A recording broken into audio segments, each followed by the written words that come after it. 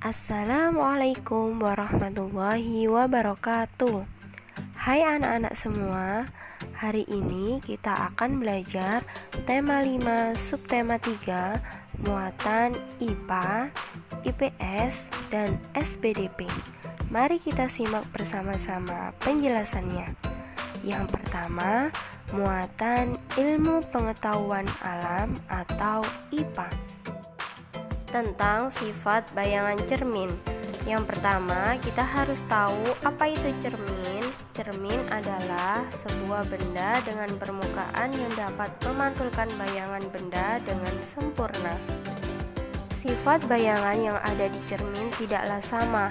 Hal ini dipengaruhi oleh bentuk cerminnya, di mana cermin dapat dikelompokkan menjadi 3 macam. Ada cermin cekung, cermin cembung, dan cermin datar. Yang pertama, cermin cekung. Cermin cekung adalah cermin yang permukaannya melengkung ke arah bagian dalam. Cermin cekung memiliki sifat-sifat. Yang pertama, jika benda berada dekat dengan cermin, bayangan benda bersifat tegak, diperbesar, dan semu atau maya. Yang kedua, jika benda berada jauh dengan cermin, bayangan benda bersifat nyata, terbalik, dan diperkecil. Contoh benda yang menggunakan cermin cekung dalam kehidupan sehari-hari adalah bagian cekung atau bagian dalam sendok, reflektor yang digunakan pada lampu senter, dan reflektor yang digunakan pada lampu mobil. Yang kedua, cermin cembung. Cermin cembung adalah cermin yang permukaannya melengkung ke arah luar. Cermin cembung memiliki sifat-sifat. Yang pertama, semu atau maya, tegak, dan diperkecil dari ukuran benda yang sebenarnya. Contoh benda yang menggunakan cermin cembung adalah bagian belakang sendok, kaca spion mobil, dan juga cermin yang berada di sudut-sudut jalan. Yang ketiga, cermin datar. Cermin datar adalah cermin yang permukaan pantulannya datar. Cermin datar mempunyai sifat-sifat. Yang pertama, ukuran besar dan tinggi bayangan sama dengan ukuran benda. Jadi, tidak ada pembesaran ataupun pengecilan pada bayangan yang dipantulkan pada cermin tersebut. Yang kedua, penampakan bayangan berlawanan dengan benda. Misalnya, tangan kananmu akan menjadi tangan kirimu dalam bayangan di cermin datar. Yang ketiga, bayangan bersifat semu atau maya. Kemudian, contoh-contoh benda yang menggunakan cermin datar pada kehidupan sehari-hari. Ada cermin rias dan periskop pada kapal selam. Selanjutnya, alat optik periskop. Periskop adalah alat optik yang digunakan pada kapal selam untuk mengamati atau memantau keadaan di permukaan laut ketika kapal selam masih berada di dalam air. Periskop menggunakan 2 cermin datar untuk pengoperasiannya. Dalam penggunaan periskop memanfaatkan 2 sifat cahaya. Yang pertama, cahaya merambat lurus, dan yang kedua, cahaya dapat dipantulkan. Bayangan yang dihasilkan oleh periskop sama seperti benda asli yang diamati. Untuk lebih jelasnya, mari kita cari tahu cara kerja periskop. Cara kerja periskop. Yang pertama, cahaya yang masuk dari bagian ujung periskop akan dipantulkan oleh cermin. Yang kedua, pemantulan cahaya kemudian merambat lurus menuju cermin kedua. Saat mengenai cermin kedua, cahaya kembali dipantulkan. Dan yang ketiga, pantulan dari cermin kedua akan mengarah ke mata sehingga kita dapat melihatnya. Nah, itu tadi penjelasan untuk muatan ilmu pengetahuan alam atau IPA pada tema 5 subtema 3. Kita lanjutkan pada muatan IPS, yaitu tentang sikap kepahlawanan sebagai peninggalan sejarah. Sebelumnya, kita harus mengetahui terlebih dahulu, pahlawan adalah seorang yang memiliki keberanian dan berkorban dalam membela suatu kebenaran, atau dapat diartikan seorang pejuang yang gagah berani.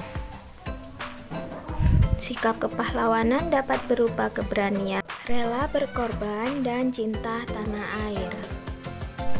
Selain itu, sikap kepahlawanan yang wajib kita teladani seperti semangat, tak kenal menyerah, jujur, rajin, terampil, membela kebenaran, dan tanpa pamrih. Sekarang marilah kita belajar tentang sikap kepahlawanan I Gusti Ketut Jelantik. Adalah patih kerajaan Buleleng. I Gusti Jelantik melakukan perlawanan terhadap ekspedisi Belanda di Bali. Perlawanan dimulai pada tahun 1846, 1848, dan 1849. Saat itu Belanda sedang giat berupaya menguasai seluruh wilayah di Indonesia karena sumber daya yang kaya dan juga untuk mencegah negara Eropa lain menjadi pesaingnya. Sehingga Belanda melakukan berbagai cara untuk mencapai itu semua. Alasan penyerangan terhadap Bali, Belanda menggunakan praktik atau taktik hak hukum tawan atau tawan karang, yaitu adat Bali di mana kapal karang di Bali menjadi hak raja setempat. Belanda juga menuntut raja-raja Bali termasuk Buleleng untuk tunduk kepada pemerintahan Hindia Belanda. Namun tuntutan ini ditolak. Pasukan Belanda terus mendesak para pejuang dan memaksa Raja Buleleng untuk menandatangani perjanjian. Perlawanan berakhir setelah dia kalah perang akibat serangan Belanda pada tahun 1849 yang dibantu oleh tembakan meriam dari kapal Belanda. Ketut Jelantik akhirnya tewas saat diserang, yaitu saat mengungsi ke Kintamani di Gunung Batur di wilayah Kerajaan Karangasem pada tahun 1849. Nah, begitulah cerita dari I Gusti Ketut Jelantik. Kalau dibahas lebih singkat, I Gusti Ketut Jelantik adalah patih kerajaan Buleleng. Ia adalah patih yang memilih berperang daripada mengakui kekuasaan pemerintah Belanda.